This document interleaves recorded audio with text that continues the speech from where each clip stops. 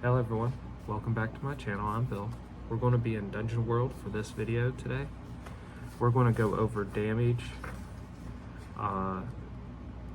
damage from multiple creatures, stun damage, adding and subtracting damage, and best and worst. So this will be a shortish video. Damage. When a character takes damage, they subtract the damage dealt from their current HP. Armor mitigates damage. If a character has armor, they subtract its value from the damage dealt. This might mean a blow is turned away completely. That's fine. It's what armor is for. Damage can never take a character below 0 HP. Damage is determined by the attacker. Player characters deal damage according to their class, the weapon used, and the move they made. If a move just says deal damage, the character rolls their class's damage dice plus any bonuses or penalties from moves, weapons, or effects. If a move specifies an amount of damage, use that in place of the class's damage roll. Monsters roll damage as listed in their description. Use this damage anytime the monster takes direct action to hurt someone, even if they use a method other than their normal attack.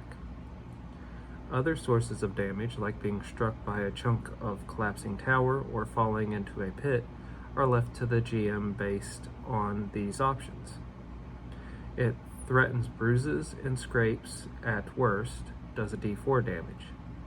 It's likely to spill some blood, but nothing horrendous, does a D6 damage. It might break some bones, does a D8 damage. It could kill a common person, does a D10 damage. And that's a great reference for low-level D&D as well. Add the ignores armor tag if the source of the damage is particularly large or if the damage comes from magic or poison. Temporary or circumstantial armor works the same way as armor that you wear. 1 armor for partial cover and 2 armor for major cover. Damage is dealt based on the fiction. Moves that deal damage, like hack and slash, are just a special case of this. The move establishes that damage is being dealt in the fiction. Damage can be assigned even when no move is made, if it follows from the fiction. HP loss is often only part of the effect. If the harm is generalized, like falling into a pit, losing the HP is probably all there is to it. When the harm is specific, like an orc pulling your arm from its socket, HP should be part of the effect but not the entirety of it. The bigger issue is dealing with the newly busted arm. How do you swing a sword or cast a spell? Likewise, having your head chopped off is not HP damage, it's just you being dead.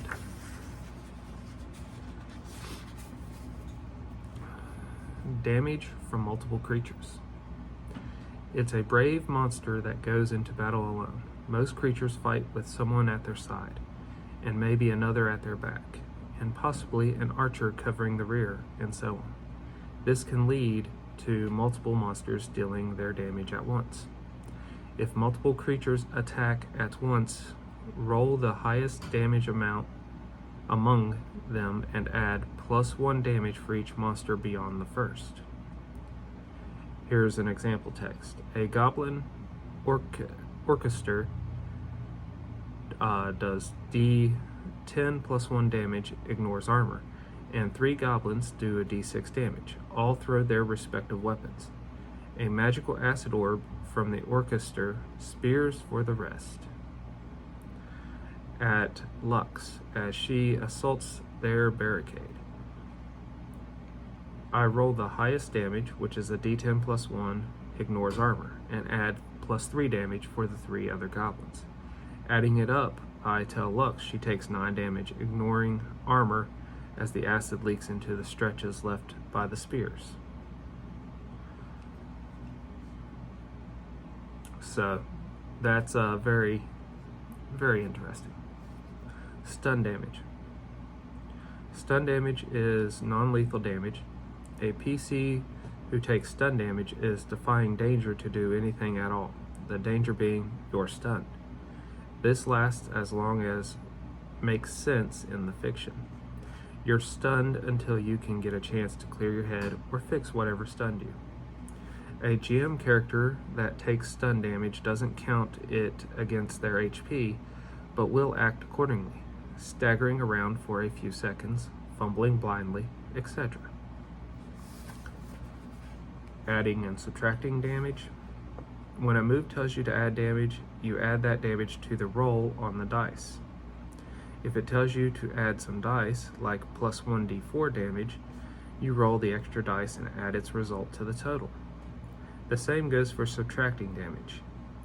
You subtract the number from the total rolled. If you subtract a dice, like minus 1d6, you subtract the rolled amount from the original total.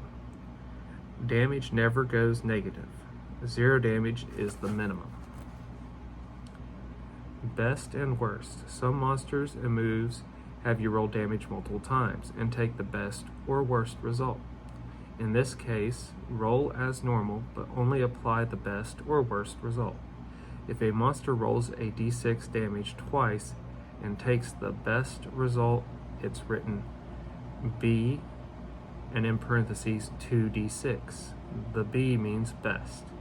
Likewise, W in parentheses means worst. So a W 3d10 means roll a d10 for damage 3 times and use the worst result.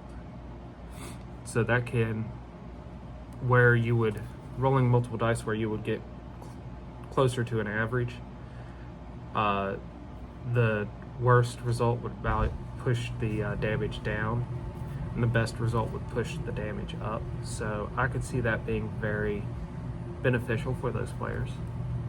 And this right here would end the video on damage and the different types, as well as the best and worst. So hopefully you all enjoyed. Until we all game again, guys.